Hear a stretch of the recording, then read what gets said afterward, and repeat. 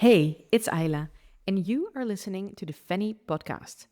And I want to know, have you ever stared at your screen, paralyzed by a blinking cursor, while also thinking, how do other people make this look so easy? Yeah, welcome to someone else's zone of genius. We have been sold this lie that if we can't do something well, it means we're lazy or we're not trying hard enough. But what if the problem isn't effort? What if you're just trying to force your magic into the wrong mold? When you operate outside of your zone of genius for too long, you will start resenting your business. You will work harder and harder and harder and still feel like you are going absolutely nowhere. Like your brilliance is being diluted by admin tasks and half-hearted attempts at design or copy or whatever your personal kryptonite is. And the real danger isn't your incompetence, it's spending years either stuck in doing what you're good at, what people rely on you for, but never feeling fully alive or lit up by, or you're spending your years learning tasks that you think you should be able to do, but that you're not actually going to use going forward to make money. Here's what changed for me. I realized in the end that just because something comes easy to me doesn't mean it's not valuable. Yeah, let that sink in. Even if something comes easy to you, it doesn't mean it's not valuable. In other words, easy tasks can be valuable. For me, it's my words. It's the way I explain things. Maybe not just that example I gave, but the way I explain things, the way I can translate concepts so others get it and can apply it in their businesses, the way I can make people feel seen and feel valuable and like their dreams and goals matter. That's not something everyone can do. It's my zone of genius. One of the things as well is that I am very well capable of letting people see the other side of their problems. And that's amazing.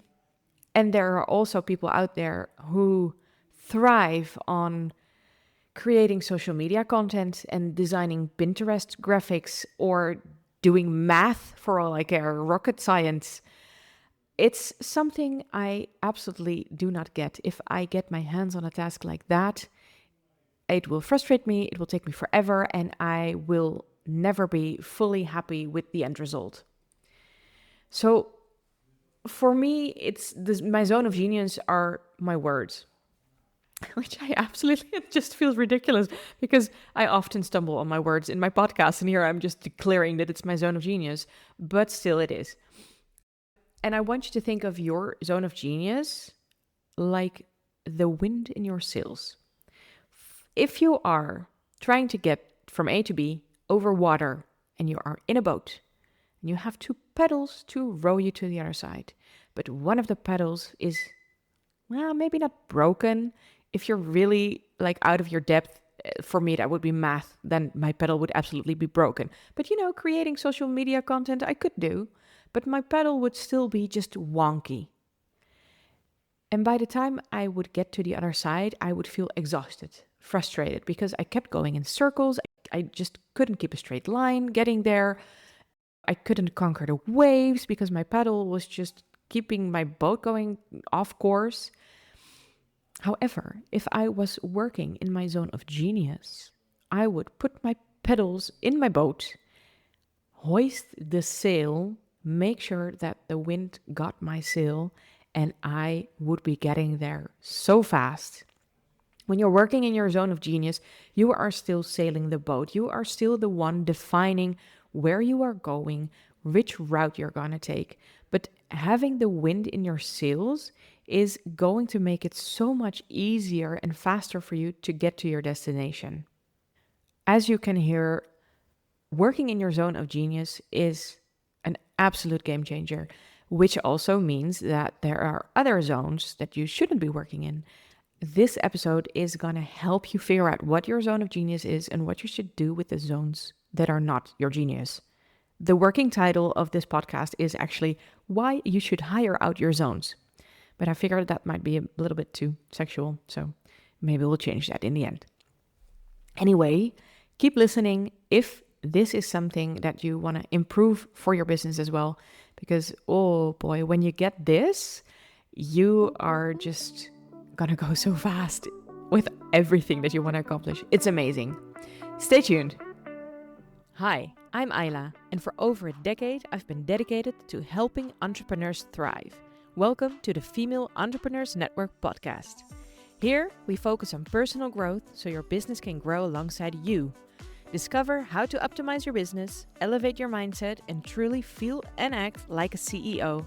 This is more than just business. It's about transforming your entire entrepreneurial journey.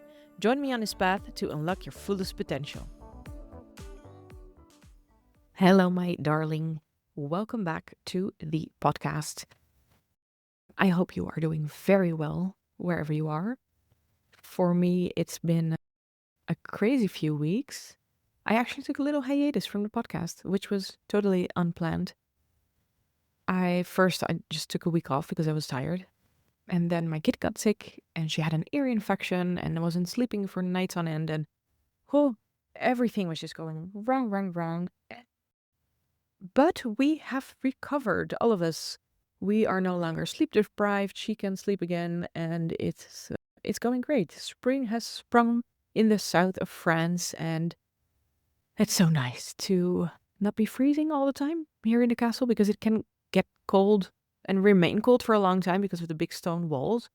But it's starting to warm up little by little. We get to play outside. Everything has gone so green and the birds are, it's just amazing.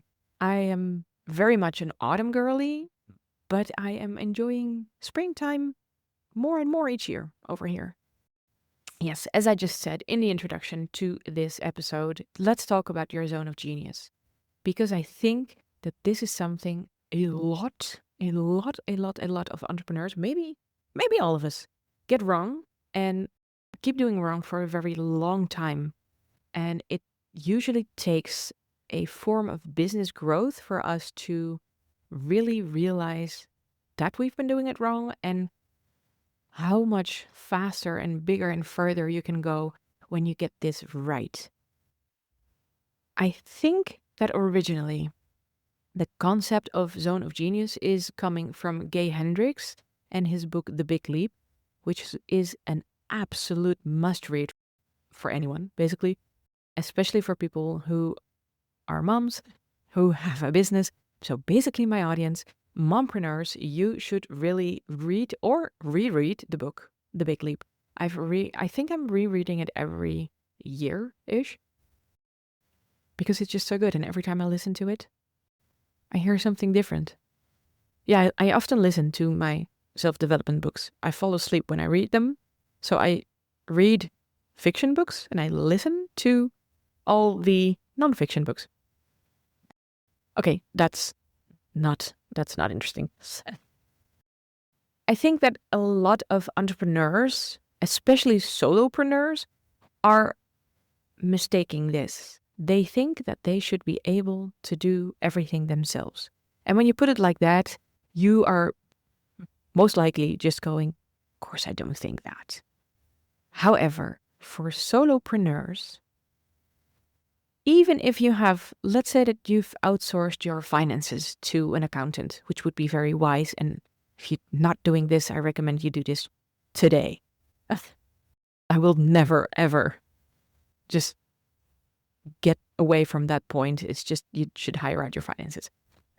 But other than that, you are probably still creating content for social media, doing your marketing, setting up a sales funnel, maybe you're doing sales. Of course, you're doing sales. Otherwise, you wouldn't have a business. And then you are actually performing the work you do for your clients. So yeah, you think you should be able to do a lot of stuff yourself. And when you look at this from the point of view of a corporate job, this makes no sense. If I were to approach someone creative in the marketing department and I would just say, oh, here's a bunch of invoices that need to be booked into the financial system, they would just look at me and say, that's a different department. You should be one floor up and give all this to Susan in finance.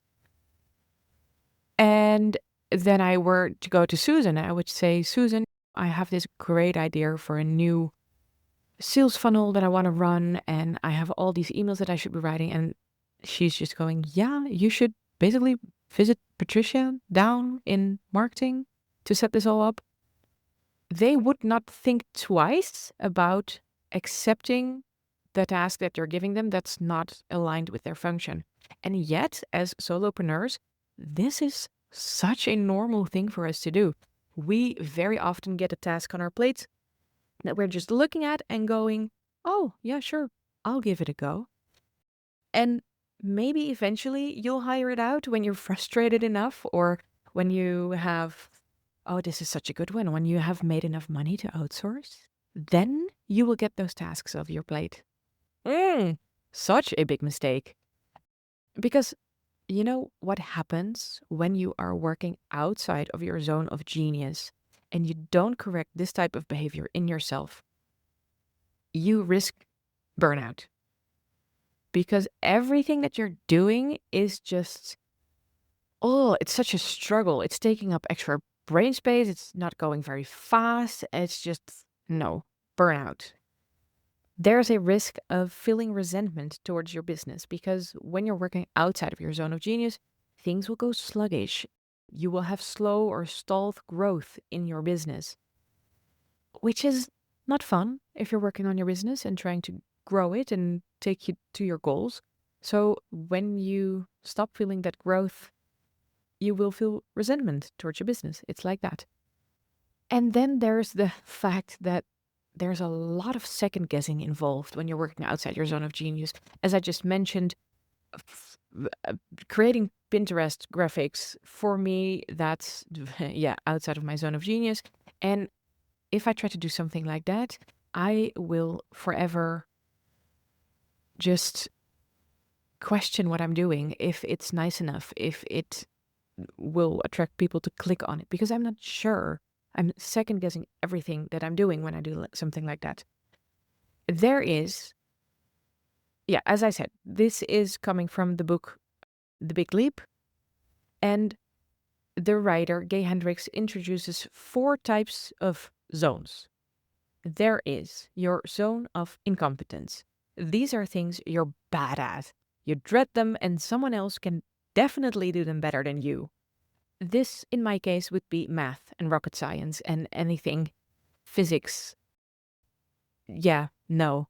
I don't get it. I don't want to get it. It makes me cry. I just, no, get away with your physics. The second one is your zone of competence. You can do it, but you don't stand out. I can run, but I will not win a marathon, for example.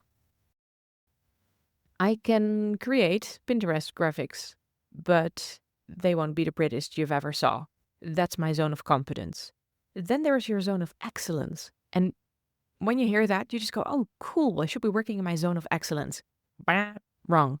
You're really good at what you're doing if you're working in your zone of excellence. Others are praising you for it. How good you are at this. This is, oh, you're so good at it. But it doesn't light you up.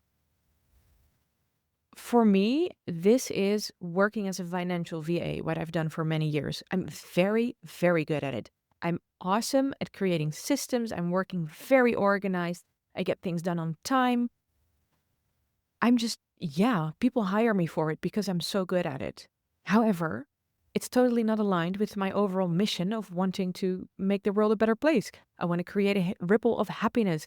I want to make a worldwide impact and help women to feel good in their business and then in their lives, and that has an impact on their families.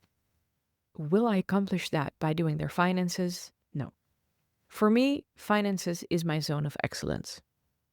And then, on top of everything, there's your zone of genius. The zone of genius is where your unique talents live, basically. You lose track of time when you're working in your zone of genius. It just feels easy to do. It makes you happy, and when you finish with a task, time has gone by and you stand up feeling energized instead of feeling drained. and you're just going, oh, I could do 10 more of those today. And I think that the fact that it feels easy is actually the trap for a lot of people. Because when it feels easy, it feels like we're cheating. I think really that's the case for a lot of women, especially. Maybe it's an entrepreneur thing, I'm not sure.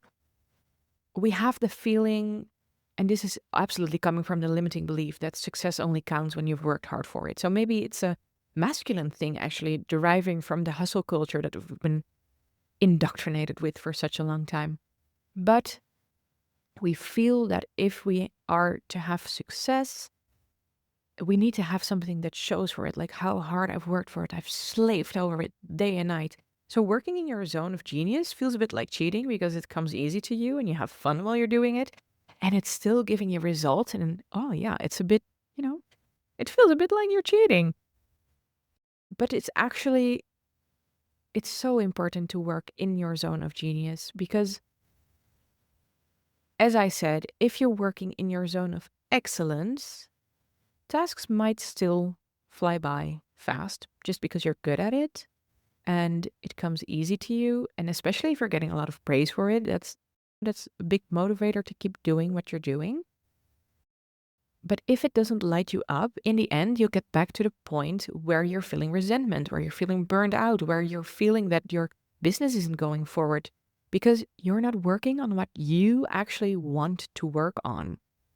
One of the things that I use very often to define whether you're working in your zone of competence, zone of excellence, or zone of genius, I'm just leaving the zone of incompetence out of it at all. You shouldn't be doing stuff that you suck at. That's just, don't do it, okay? You don't. But if you are looking at your zones of competence, your zones of excellence, and genius, for me, the feeling that I want to cry is actually good to define whether it's your zone of incompetence or competence. As I said, I could run a race. I would cry, probably, because it hurts my body and I wouldn't win. And I would just start the race feeling, why am I even doing this? Why am I even running this race? I'm not going to win it anyway. I'm not going to set a world record here. It's just, I can just as well not do it. I wouldn't stand out in any way. For solopreneurs, as I said, one of the things that we're good at is ticking on the task because we feel like we have to do it. The thing that I very often use as a measurement to see whether or not I should be doing this task is simply thinking, will I be performing this task in the future to earn my money with?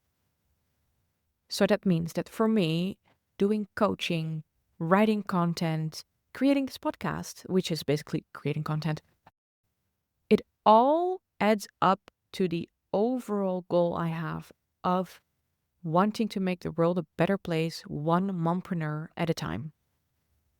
When I look at my castle renovations, for example, I was looking to plaster a wall, and I realized that would be a lot of learning. But it's a skill that could come in handy when you're renovating a chateau. We have several outbuildings. There might be some plastering in my future. However, will I ever start a plastering business and actually start making money by showcasing my amazing plaster work? No, I will not. And then there's the second part, which you usually go to when you're outsourcing. Would it be cheaper to hire someone or to use my own hours for it? And especially in a case like that, it's absolutely cheaper to hire someone. So in that case, why are you bothering? This is the same thing for me for editing my podcast, for example. I've hired someone to do it because it's in my zone of between competence and excellence. I can do it. Sometimes when things go wrong, I want to cry, but I have gotten really fast at it. However, I can spend my time better by thinking of the content that I want to put into the podcast, by actually recording the podcasts, by thinking of ways that I want to help my audience. And so I hired someone who wants to be a VA, who's really good at the program that I'm working in, who is very fast when she's doing it. For her, it feels easy and it aligns with her mission of wanting to work as a VA to support her family. And so for her, it's her zone of genius. And that's amazing. That's an amazing combination. You should always hire someone for who this is. Oh, English. For whom this task is in their zone of genius. Thank you. My King's English is getting better today. Did you hear me throw in a whom? I'm such a professional. Yeah. So I think that the trap is your zone of excellence, especially because people are praising you for it, but it secretly bores you to death. And I am afraid that a lot of us are stuck in jobs or businesses where we are actually working in our zone of excellence. Like I was in my financial VA job that I had for such a long time. As I said, I'm so good at it. But in the end, I always veered back towards wanting to improve the overall business, wanting to improve workflows and system and processes, and get into the mindset of the entrepreneur I was working for and see where they wanted to go and how we could make their business run better so she had more time to work on those goals. And I would always veer towards that part of the business. And sometimes they would let me and sometimes they wouldn't. And for the clients that wouldn't, I stayed in my role as financial VA, but I wasn't happy about it. Especially if you see what could be improved and they're not open to it. And then you're just sitting there all frustrated, just going, oh, I could do so much good here, but I can't. I'm just doing the finances. One of the things, as I said, for defining if you're in your zone of genius, because let's face it, if you're working in your zone of excellence, you can work really fast. So you shouldn't be going on that alone to define whether you're working in your zone of excellence or in your zone of genius. You should be getting into a flow state. And a flow state is introduced by, I think he's a psychologist or maybe a philosopher. And I'm Csikszentmihalyi. This is from the top of my head. I should look it up and state it to you clearly. But he said that getting into a state of flow is basically a state where time isn't just going fast, but time actually disappears. So for me, this is, yesterday I was writing out emails for a new funnel that I'm setting up, and I just get lost in it. I love writing. I love words. I love translating the thing that floats in my head into something that when people read it, they would just go, oh my gosh, yes, this makes so much sense to me. And hours went by and I just was like, oh, I have other things to do. I got lost in this. That's the zone of genius. That's the feeling you're looking for. I think that for a lot of people who are good at making music, for example, that's in their zone of excellence because you're enjoying it so much and time just disappears when you do it. Oh, I got it wrong. It's Csikszentmihalyi. I knew that there was a repeat in there. And he was a psychologist. Basically, to round it all off, because I think I can drone on about this forever because it's so important. And I think that for a lot of people also it's their blind spot because working in your zone of genius feels so easy that you can't imagine that there are people out there who cannot do what you can do. So for me, for example, it would be speaking on a stage as well. I love speaking on a stage. I am very good at speaking on a stage. I have so much fun, and when I get off, I'm more energized than when I get on the stage. And I just can't for the life of me imagine standing there and just having stage fright and just going, oh my God, I cannot do it.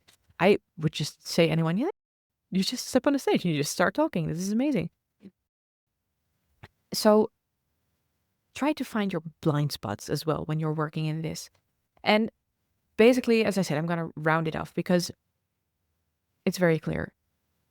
The working title that I had for this podcast was Why You Should Hire Out Your Zones, meaning stay in your zone of genius when you're working on your business and hire out tasks that are in your other zones, especially, well, your zones of incompetence is just a no-brainer, your zone of competence as well. As soon as you feel yourself struggling with something, just hire it out. But also your zone of excellence, and just be very careful with that one, because every minute you're spending doing something you're bad at is a minute not spent doing something that could really move the needle massively for your business. So figure out what your zone of excellence is and what your zone of genius is, and act accordingly. All right. I'm just gonna say it here. I have an upcoming group program, and it's the first time I'm actually gonna run it. It's everything I'm taking my one-on-one coaching clients through to get their time back as a mompreneur. One of the things that we're focusing on is regaining your focus, creating a structure for your business, and your zone of genius is an absolute very important part of that. So if this is something you're interested in to improve for your business, to, well, really just get time to work on all those, because I know that a lot of entrepreneurs, we have ideas running through our brains all the time. That's what makes us good as entrepreneurs. And very often, mothers don't have the time to actually work on those ideas, which is a shame because it could really move your business forward. And then when you move your business forward, you'll have, I don't know, more money to hire help to take care of the kids, which then makes sure that you can work more on your business, or some kind of dream outcome that you have. And as I said, it's the first time that I'm gonna create it, and I'll be building it as we go. Like, I have an outline of what I want to discuss in there, what I want to teach, because this is coming from my one-on-one coaching clients, and I see what results they're getting, and I just want to bring that to a bigger group. But as I've never done it in a group setting before, I'll just be building it along as we go, based on the group feedback, seeing on what's needed more, which means that this is not the normal launch of a program. It's going to be the lowest price ever, because you're building it with me as we go. It will help you turn your chaos into clarity and just get hyper-focused on the tasks that should get your attention to eventually achieve those big goals. If this is something that you would want to be a part of, click in the link in the show notes of this episode and get yourself on the priority list for when I'm launching it. I want to be launching it, I don't know, in a month's time, approximately. And we're really gonna just focus on building your business in the margins of motherhood. And yeah, I really hope to see you there, because I think it's gonna be so valuable for a lot of people. I have really been embracing my zone of genius, because for me, working with systems and knowing what to focus on, creating just plannings that honor your time as a mom with your family, but also really get you moving forward in your business. For me, that's my zone of genius. I'm good at it, and that's for the longest time I've struggled to actually put that into words. And just, I always said people can just Google that and then implement it into their business. But while I can see that a lot of people could be Googling it, they are struggling to actually implement it into their business. So that's what I'm going to be helping this group with. There's going to be group support. There's going to be community in the group itself, because I think that a lot of moms can use the support of other moms who are in the same situation as well. So yeah, I'm very, as you can probably hear, I'm very excited to be launching it. And as I said, I really hope to see you on that priority list, and hope you can help me help others by building this. All right. Thank you so much for tuning in to this episode, and I will see you in the next one. Have a lovely day. Bye-bye. Thank you so much for listening to this episode of the Female Entrepreneurs Network podcast. I hope you loved what you heard today. And if you did, it would mean a world to me if you could leave a review. Because believe it or not, reviews on podcasts are actually still used to make sure more people get to see this podcast in their screens and maybe click on it and learn something as well. Thank you so much, and I'll see you in the next episode. Bye bye.